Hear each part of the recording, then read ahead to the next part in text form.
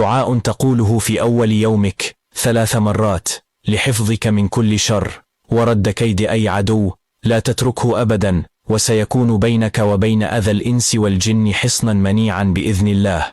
والدعاء هو: بسم الله الرحمن الرحيم، بسم الله وبالله، بسم الله خير الأسماء، بسم الله رب الأرض والسماء، بسم الله الذي لا يضر مع اسمه شيء في الأرض ولا في السماء وهو السميع العليم.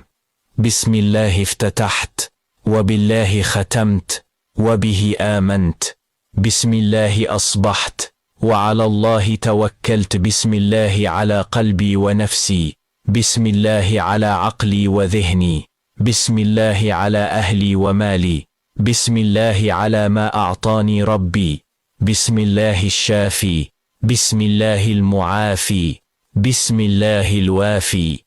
اللهم اكفني شر من يضرني ولا أراه، وادفع عني كيد الساحر إذا سحر، وكيد الحاسد إذا حسد. اللهم اجعل بيني وبين كل سوء وكل من يؤذيني سدا منيعا، واحفظني بحفظك، وبارك لي في حياتي.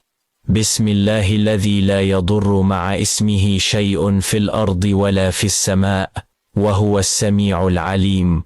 هو الله ربي لا أشرك به شيئا. الله أكبر، الله أكبر، الله أكبر، وأعز وأجل مما أخاف وأحذر.